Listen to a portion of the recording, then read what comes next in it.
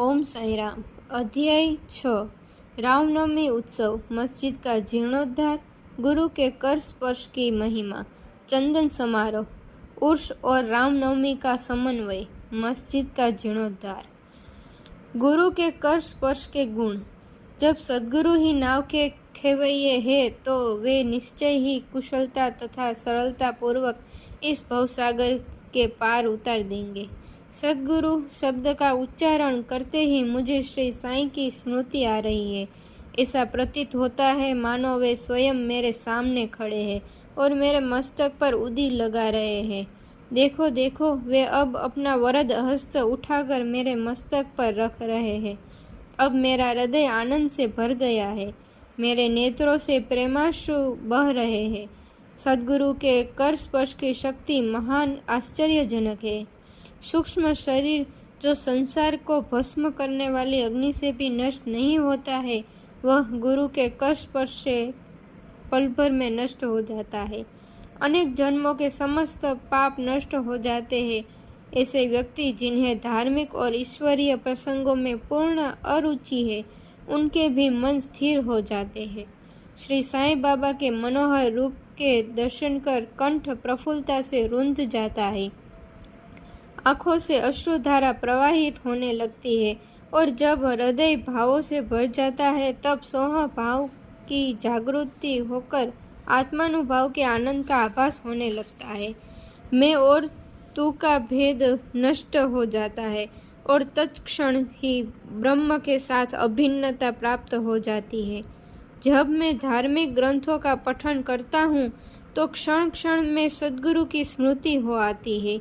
बाबा राम या कृष्ण का रूप धारण कर मेरे सामने खड़े हो जाते हैं और स्वयं अपनी जीवन कथा मुझे सुनाने लगते हैं। अर्थात जब मैं भागवत का श्रवण करता हूँ तब बाबा श्री कृष्ण का स्वरूप धारण कर लेते हैं और तब मुझे ऐसा प्रतीत होने लगता है कि वे ही भागवत या भक्तों के कल्याणार्थ उद्धव गीता सुना रहे हैं। जब कभी भी मैं किसी से वार्तालाप किया करता हूँ तो मैं बाबा की कथाओं को ध्यान में लाता हूँ, जिससे उनका उपयुक्त अर्थ समझाने में सफल हो चुका हूँ। तब एक शब्द या वाक्य की रचना भी नहीं कर पाता हूँ, परंतु जब वे स्वयं कृपा कर मुझसे लिखवाने लगते हैं तब फिर उसका कोई अंत नहीं होता। जब भक्तों में अहंकार की वृद्धि होने लगती है तो वे शक्ति प्रदान कर उसे अहंकार शून्य बनाकर अंतिम ध्येय की प्राप्ति कर देते हैं तथा उसे संतुष्ट कर अक्षय सुख का अधिकारी बना देते हैं। जो बाबा की नमन कर अनन्य भाव से उनकी शरण जाता है, उसे फिर कोई साधना करने की आवश्यकता नहीं है। धर्म, अर्थ, काम और मोक्ष उसे सहज ही प्राप्त हो जाते हैं। ईश्वर के पास पहुँचने के 4 मार्ग हैं: कर्म, ज्ञान, योग और भक्ति। इन सब में भक्ति मार्ग अधिक कंटकाकीर्ण है, गड्ढों और खाइयों से परिपूर्ण है। यदि सद्गुरु पर विश्वास कर गड्ढों और खाइयों से बची और पदानुक्रम करते हुए सीधे अग्रसर होते जाओगे तो तुम अपने ध्येय अर्थात ईश्वर तक आसानी से पहुँच जाओगे। श्री साईं बाबा ने निश्चयात्मक स्वर में कहा है कि स्वयं ब्रह्मा और उनकी विश्व को उत्पत्ति, रक्षण और लय करने आदि की भिन्न भिन्न शक्तियों के पृथकत्व में भी एकत्व है। इसे ही ग्रंथकारों ने दर्शाया है। भक्तों के कल्याणार्थ श्री साईं बाबा ने स्वयं जिन वचनों से आश्वासन दिया था उनको नीचे उद्धृत किया जाता है। मेरे भक्तों के घर अन्न तथा वस्त्रों का कभी अभाव नहीं होगा। यह मेरा वैशिष्ट्य है कि जो भक्तों मेरी शरण में आ जाते हैं और अंतःकरण से मेरे उपासक हैं, उनके कल्याणार्थ में सदैव चिंतित रहता हूँ। कृष्ण भगवान ने भी गीता में यही समझाया है, इसलिए भोजन तथा वस्त्र के लिए अधिक चिंता न करो। यदि कुछ मांगने की अभिलाषा है तो ईश्वर को ही मांगो। सांसारिक मान व उपाधियां त्याग कर ईश कृपा तथा अभय दान प्राप्त करो और उन्हीं के द्वारा सम्मानित हो। सांसारिक साधनों से कुपथगामी मत बनो। अपने इष्ट को दृढ़ता से पकड़े रहो। समस्त इंद्रियों और मन को ईश्वर चिंतन में प्रवृत्त रखो। किसी पदार्थ से आकर्षित न हो। सदैव मेरे स्मरण में मन को लगाए रखो, ताकि वह देह संपत्ति व ऐश्वर्य की ओर प्रवृत्त न हो। तब चित्त स्थिर, शांत व निर्भय हो जाएगा। इस प्रकार की मन स्थिति प्राप्त होना इस बात का प्रतीक है कि वह सुसंगति में है। यदि चित्त की चंचलता नष्ट न हुई तो उसे एकाग्र नहीं किया जा सकता। बाबा के उपर्युक्त शब्दों को उद्धृत कर ग्रंथकार शिरडी के रामनवमी उत्सव का वर्णन करता है। शिरडी में मनाए जाने वाले उत्सवों में रामनवमी अधिक धूमधाम से मनाई जाती है। अतएव इस उत्सव का पूर्ण विवरण, जैसा कि साईं लीला पत्रिका 1925 के पृष्ठ 169 पर प्रकाशित हुआ था, यहाँ संक्षेप में दिया जाता है। प्रारंभ। कोपरगांव में श्री गोपालराव गुंड नाम के एक इंस्पेक्टर थे। वे बाबा के परम भक्त थे। उनकी 3 स्त्रियां थीं, परंतु एक के भी संतान न थी। श्री साईं बाबा की कृपा से उन्हें एक पुत्र रत्न की प्राप्ति हुई। इस हर्ष के उपलक्ष्य में सन 1869 में उन्हें विचार आया कि शिरडी में मेला अथवा उर्स भरवाना चाहिए। उन्होंने यह विचार शिरडी के अन्य भक्त तात्या पाटिल, दादा कोते पाटिल और माधवराव के समक्ष विचारणार्थ प्रकट किया। उन सभी को यह विचार अति रुचिकर प्रतीत हुआ तथा उन्हें बाबा की भी स्वीकृति और आश्वासन प्राप्त हो गया। उर्स भरने के लिए सरकारी आज्ञा आवश्यक थी, इसलिए एक प्रार्थना पत्र कलेक्टर के पास भेजा गया, परंतु ग्राम कुलकर्णी के आपत्ति उठाने के कारण स्वीकृति प्राप्त न हो सकी। परंतु बाबा का आश्वासन तो प्राप्त हो ही चुका था, अतः पुनः प्रयत्न करने पर स्वीकृति प्राप्त हो गई। बाबा की अनुमति से रामनवमी के दिन उर्स भरना निश्चित हुआ। ऐसा प्रतीत होता है कि कुछ निष्कर्ष ध्यान में रखकर ही उन्होंने ऐसी आज्ञा दी, अर्थात उर्स व रामनवमी के उत्सवों का एकीकरण तथा हिंदू मुस्लिम एकता, जो भविष्य की घटनाओं से ही स्पष्ट है कि यह ध्येय पूर्ण सफल हुआ। प्रथम बाधा तो किसी प्रकार हल हुई। अब द्वितीय कठिनाई जल के अभाव की उपस्थित हुई।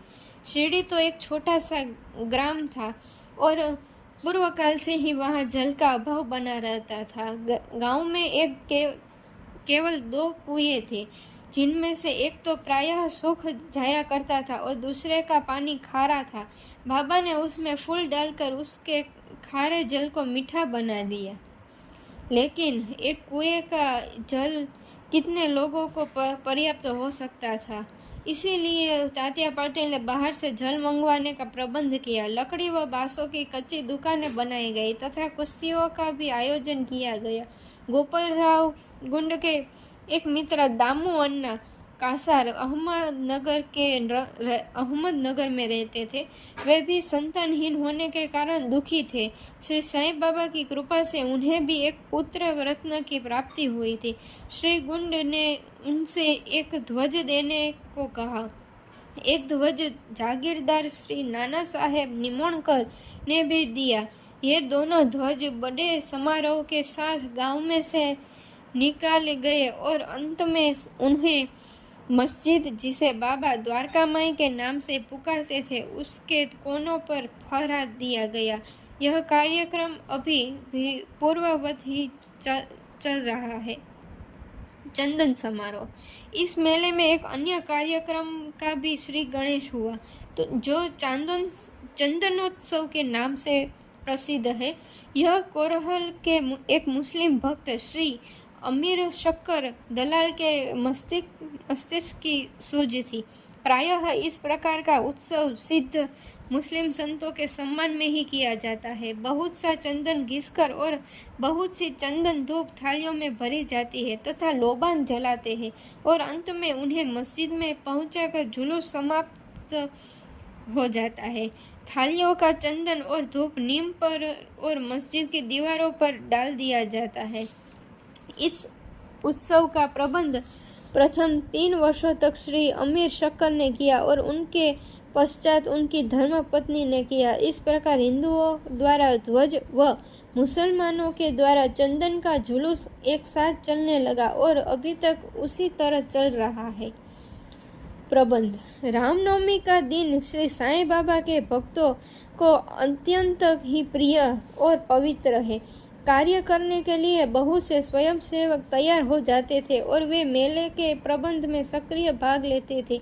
बाहर के समस्त कार्यों का भार तात्या पाटिल और भीतर के कार्यों को श्री साईं बाबा की एक परम भक्त महिला राधा कृष्ण माई संभालती थी। इस अवसर पर उनका निवास स्थान अतिथियों से परिपूर्ण रहता था और उन्हें सब लोगों की आवश्यकताओं का भी ध्यान रखना पड़ता था। साथ ही वे मेले की समस्त आवश्यक वस्तुओं का भी प्रबंध करती थी। दूसरा कार्य जो वे स्वयं खुशी से किया करती वह था मस्जिद की सफाई करना, चूना पोतना आदि। मस्जिद की फर्श तथा दीवारें निरंतर धूनी जलने के कारण काली पड़ गई थी। जब रात्रि का बाबा चावड़ी में विश्राम करने चले जाते तब वे यह कार्य कर लिया करती थी। समस्त वस्तुएं धूनी सहित बाहर निकालनी पड़ती थी और सफाई व पुताई हो जाने के पश्चात पूर्ववत सजा दी जाती थी। बाबा का अत्यंत प्रिय कार्य गरीबों को भोजन कराना भी इस कार्यक्रम का एक अंग था। इस कार्य के लिए बृहद भोज का आयोजन किया जाता था और अनेक प्रकार की मिठाइयाँ बनाई जाती थी। यह सब कार्य राधा कृष्ण माई के निवास स्थान पर ही होता था। बहुत से धनाढ्य व श्रीमंत भक्त इस कार्य में आर्थिक सहायता पहुँचाते थे। उर्स का रामनवमी के त्योहार में समन्वय सब कार्यक्रम इसी तरह उत्तम प्रकार से चलता रहा और मेले का महत्व शने शने बढ़ता ही गया। सन 1911 में एक परिवर्तन हुआ। एक भक्त कृष्णराव जोगेश्वर भीष्म, जो श्री साईं सगुणोपासना के लेखक है, अमरावती के दादा साहेब खारपड़े के साथ मेले के एक दिन पूर्व शिरडी के दीक्षित वाड़े में ठहरे। जब वे दालन में लेटे हुए विश्राम कर रहे थे तब उन्हें एक कल्पना सूझी। इसी समय श्री लक्ष्मणराव उपनाम काका महाजनी पूजन सामग्री लेकर मस्जिद की ओर जा रहे थे। उन दोनों में विचार विनिमय होने लगा और उन्होंने सोचा कि शिरडी में उर्स व मेला ठीक रामनवमी के दिन ही भरता है। इसमें अवश्य ही कोई गुड रहस्य निहित है। रामनवमी का दिन हिंदुओं को बहुत ही प्रिय है। कितना अच्छा हो यदि रामनवमी उत्सव अर्थात श्री राम का जन्म दिवस का भी श्री गणेश कर दिया जाए। काका महाजनी को यह विचार रुचिकर प्रतीत हुआ। अब मुख्य कठिनाई हरिदास के मिलने की थी, जो इस शुभ अवसर पर कीर्तन व ईश्वर गुणानुवाद कर सके, परंतु भीष्म ने इसी समस्या को हल कर दिया। उन्होंने कहा कि मेरा स्वरचित राम आख्यान, जिसमें राम जन्म का वर्णन है, वह तैयार हो चुका है। मैं उसका ही कीर्तन करूँगा और तुम हारमोनियम पर साथ करना तथा राधा कृष्ण माई सूंठ वड़ा सौंठ और शक्कर मिश्रित चूर्ण तैयार कर देगी। तब वे दोनों शीघ्र ही बाबा की स्वीकृति प्राप्त करने हेतु मस्जिद को गए। बाबा तो अंतर्यामी थे, उन्हें तो सब ज्ञान था कि वाड़े में क्या क्या हो रहा है। बाबा ने महाजनी से प्रश्न किया कि वहाँ क्या चल रहा था। इस आकस्मिक प्रश्न से महाजनी घबरा गए और बाबा के शब्दों का अभिप्राय न समझ सकने के कारण वे स्तब्ध होकर खड़े रह गए। तब बाबा ने भीष्म से पूछा कि क्या बात है। भीष्म ने रामनवमी के उत्सव मनाने का विचार बाबा के समक्ष प्रस्तुत किया तथा स्वीकृति देने की प्रार्थना की। बाबा ने भी सहर्ष अनुमति दे दी। सभी भक्त हर्षित हुए और राम जन्मोत्सव मनाने की तैयारियां करने लगे।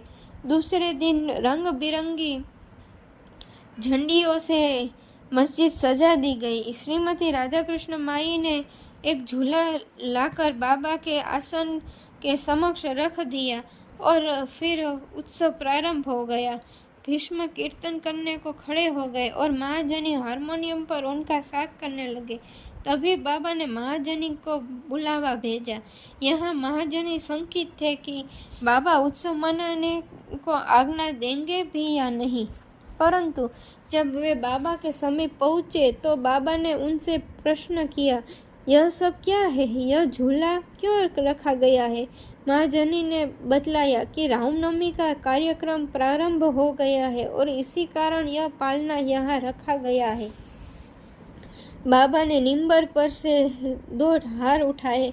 उनमें से एक हार तो उन्होंने काका जी के गले में डाल दिया तथा दूसरा भीष्म के लिए भेज दिया। अब कीर्तन प्रारंभ हो गया था। कीर्तन समाप्त हुआ तब श्री राजाराम की उच्च स्वर से जय जयकार हुई। कीर्तन के स्थान पर गुलाल की वर्षा की गई। जब हर कोई प्रसन्नता से झूम रहा था तब अचानक ही एक गरजती हुई ध्वनि उनके कानों पर पड़ी। वस्तुतः जिस समय गुलाल की वर्षा हो रही थी तो उसके कुछ कण अनायास की बाबा की आंख में चले गए। तब बाबा एकदम क्रुद्ध होकर उच्च स्वर में अपशब्द कहने व कोसने लगे। यह दृश्य देखकर सब लोग भयभीत होकर सिर पिटाने लगे। बाबा के स्वभाव से भली भांति परिचित अंतरंग भक्त भला इन अपशब्दों का कब बुरा मानने वाले थे।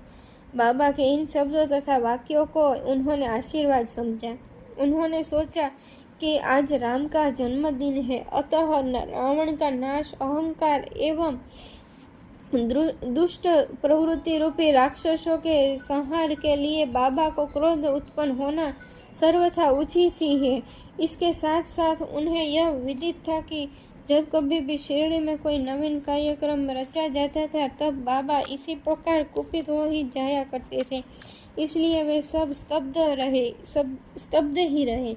इधर राधा कृष्ण माई भी भयभीत थी कि कहीं बाबा झूला न तोड़फोड़ डाले, इसलिए उन्होंने काका महाजनी से झूला हटाने के लिए कहा, परंतु बाबा ने ऐसा करने से उन्हें रोका।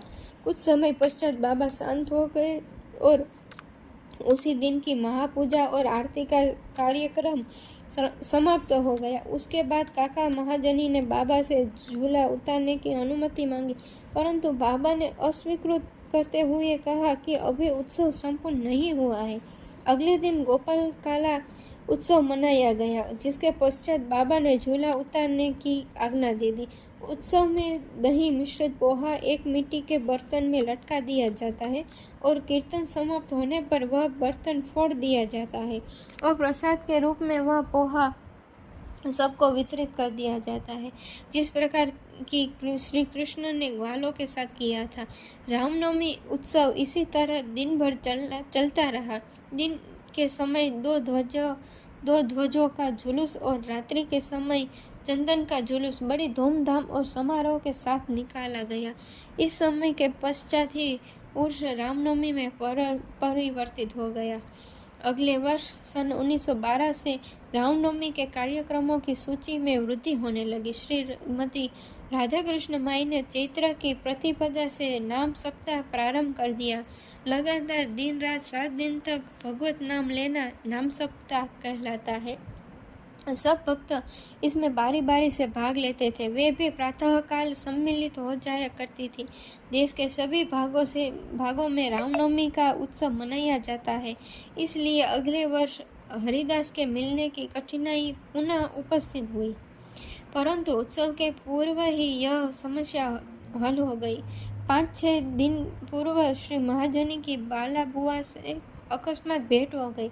बुआ साहेब आधुनिक तुकाराम के नाम से प्रसिद्ध थे और इस वर्ष कीर्तन का कार्य उन्हें ही सौंपा गया। अगले वर्ष सन 1913 में श्री हरिदास सातारा जिले के बालाबुआ सातारकर बृहद सिद्ध कौटे ग्राम में प्लेग का प्रकोप होने के कारण अपने गांव में हरिदास का कार्य नहीं कर सकते थे।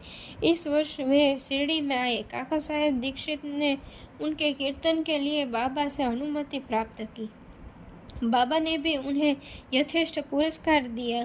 सन 1914 से हरिदास की कठिनाई बाबा ने सदैव के लिए हल कर दी। उन्होंने यह कार्य स्थायी रूप से दासगणु महाराज को सौंप दिया। तब से वे इस कार्य को उत्तम रीति से सफलता और विद्वता पूर्वक पूर्ण लगन से निभाते रहे। सन 1912 से उत्सव के अवसर पर लोगों की संख्या में उत्तरोत्तर वृद्धि होने लगी। चैत्र शुक्ल अष्टमी से द्वादशी तक शिरडी में लोगों की संख्या में इतनी अधिक वृद्धि हो जाया करती थी मानो मधुमक्खी का छत्ता ही लगा हो। दुकानों की संख्या में वृद्धि हो गई। प्रसिद्ध पहलवानों की कुश्तियां होने लगी। गरीबों को बृहद स्तर पर भोजन कराया जाने लगा। राधा कृष्ण माई के घोर परिश्रम के फलस्वरूप शिरडी को संस्थान का रूप मिला।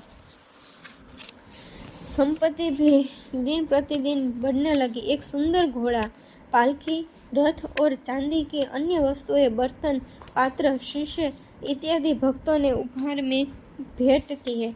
उत्सव के अवसर पर हाथी भी बुलाया जाता था। यद्यपि संपत्ति बहुत बढ़ी, परंतु बाबा उन सबसे सदा निरपेक्ष ही रहते थे। वे सदैव उसे उपेक्षा की दृष्टि से देखते और सदैव की भांति साधारण वेशभूषा धारण करते थे। यह ध्यान देने योग्य है कि जुलूस तथा उत्सव में हिंदू और मुसलमान दोनों ही साथ साथ कार्य करते थे, परंतु आज तक न उनमें कोई विवाद हुआ और न कोई मतभेद ही। पहल तो लोगों की संख्या 5,000 7,000 के लगभग ही होती थी, परंतु किसी वर्ष तो यह संख्या 75,000 तक पहुंच जाती थी। फिर भी न कभी कोई बीमारी फैली और न ही कोई दंगा हुआ। मस्जिद का जीर्णोद्धार। जिस प्रकार उर्स या मेला लगाने का विचार प्रथमतः श्री गोपाल गुंड को आया था, उसी प्रकार मस्जिद के जीर्णोद्धार का विचार भी प्रथमतः उन्हें ही आया। उन्होंने इस कार्य के निमित्त पत्थर एकत्रित कर उन्हें वर्गाकार करवाया, परंतु इस कार्य का श्रेय उन्हें प्राप्त नहीं होना था।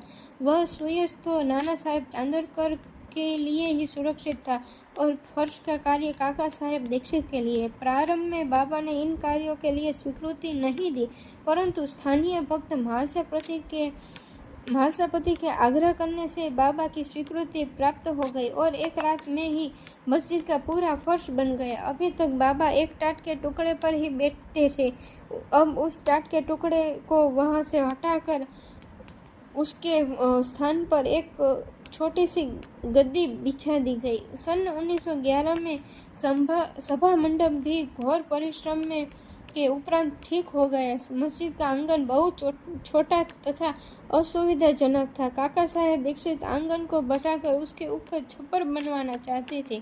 यथेष्ट द्रव्य राशि व्यय कर उन्होंने लोहे के खंभे, बलिया व कैंचियां मोल ली और कार्य भी प्रारंभ हो गया। दिन रात परिश्रम कर भक्तों ने लोहे के खंभे जमीन में गाड़े। जब दूसरे दिन बाबा चावड़ी से लौटे, उन्होंने उन खंभों को उखाड़कर फेंक दिया और अति क्रोधित हो गए। वे एक हाथ से खंभा पकड़कर उसे उखाड़ने लगे और दूसरे हाथ से उन्होंने तातिया का साफा उतार लिया और उसमें आग लगाकर गड्ढे में फेंक दिया। बाबा के नेत्र जलते हुए अंगारे के सदृश लाल हो गए। किसी को भी उनकी और आंख उठाकर देखने का साहस नहीं होता था। सभी बुरी तरह भयभीत होकर विचलित होने लगे कि अब क्या होगा। भागोजी शिंदे, बाबा के एक कोढ़ी भक्त, कुछ साहस कर आगे बढ़े, पर बाबा ने उन्हें धक्का देकर पीछे ढकेल दिया। माधवराव की भी वही गति हुई।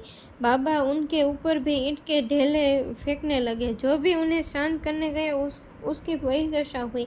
कुछ समय के पश्चात क्रोध शांत होने पर बाबा ने एक दुकानदार को बुलाया और एक झरीदार साफा खरीदकर अपने हाथों से उसे तातिया के सिर पर बांधने लगे, जैसे उन्हें विशेष सम्मान दिया गया हो। यह विचित्र व्यवहार देखकर भक्तों को आश्चर्य हुआ। वे समझ नहीं पा रहे थे कि किस अज्ञात कारण से बाबा इतने क्रोधित हुए। उन्होंने तात्या को क्यों पीटा और तत्क्षण ही उनका क्रोध क्यों शांत हो गया। बाबा कभी कभी अति गंभीर तथा शांत मुद्रा में रहते थे और बड़े प्रेम पूर्वक वार्तालाप किया करते थे, परंतु अनायास ही बिना किसी गोचर कारण के वे क्रोधित हो जाया करते थे। ऐसी घटनाएं देखने में आ चुकी है, परंतु मैं इसका निर्णय नहीं कर सकता कि उनमें से कौन सी लिखूं और कौन सी छोड़ूं। अतः जिस क्रम से वे याद आती जाएगी उसी प्रकार उनका वर्णन किया जाएगा। अगले अध्याय में बाबा यवन है या हिंदू, इसका विवेचन किया जाएगा तथा योग, साधन, शक्ति और विषयों पर भी विचार किया जाएगा। श्री सद्गुरु साईनाथार्पणमस्तु। शुभम भवतु। सप्ताह पारायण प्रथम विश्राम। ओम साई राम। बाबा सबका भला करे।